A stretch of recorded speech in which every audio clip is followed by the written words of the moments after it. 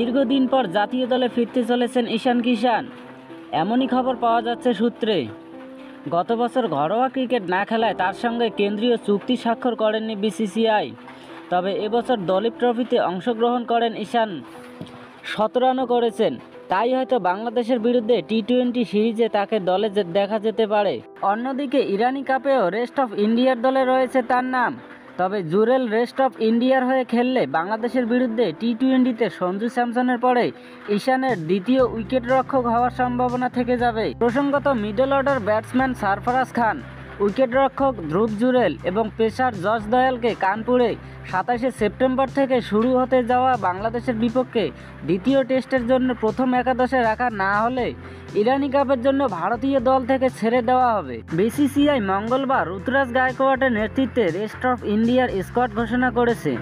1 থেকে 5 অক্টোবর লখনৌতে ইরানি কাপের ম্যাচে রঞ্জি ট্রফি চ্যাম্পিয়ন মুম্বাইয়ের মুখোমুখি হবে তারা।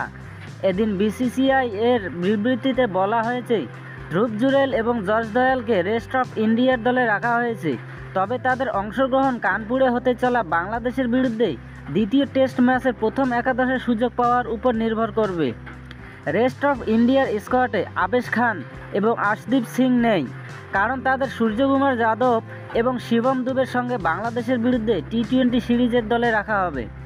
সূত্র মারফত জানা যায়, টেস্টে উইকেটরক্ষক এবং ব্যাটসম্যান ঋষভ পান্ত যদি কোনো চোট সমস্যায় ভোগেন, সেক্ষেত্রে কেএল রাহুলকে তার জায়গায় উইকেট কিপিং করতে দেখা যেতে পারে। সোমবার বিসিসিআই জানিয়েছে, ঘরোয়া ক্রিকেটে মুম্বাইয়ের প্রতিনিধিত্ব করা সরফরাজ খান যদি বাংলাদেশের বিপক্ষে দ্বিতীয় টেস্টের প্রথম একাদশে না থাকে, তাহলে তিনিও অজিঙ্কা রাহানে নেতৃত্বাধীন মুম্বাই দলের হয়ে খেলতে পারবে। তখন দ্বিতীয় টেস্টের জন্য ভারতীয় দলে রাখা সরফরাজ খানকে মুম্বাই দলের হয়ে প্রতিনিধিত্ব করার জন্য ছেড়ে দেওয়া হবে বোর্ডের তরফে। অন্যদিকে ইরানি কাপের ম্যাচটি মুম্বাইয়ে অলরাউন্ডার শার্দুল ঠাকুরের জন্য অস্ত্রোপচারের পরে প্রথম ক্রিকেট ম্যাচ হতে চলেছে। বিগত কয়েক মাস চোটের কারণে মাঠের বাইরে ছিলেন তিনি। এছাড়াও শ্রেয়াস আয়ার, মুশির খান সহ সমস্ত শীর্ষ খেলোয়াড় মুম্বাইয়ের হয়ে খেলবেন বলে আশা করা হচ্ছে।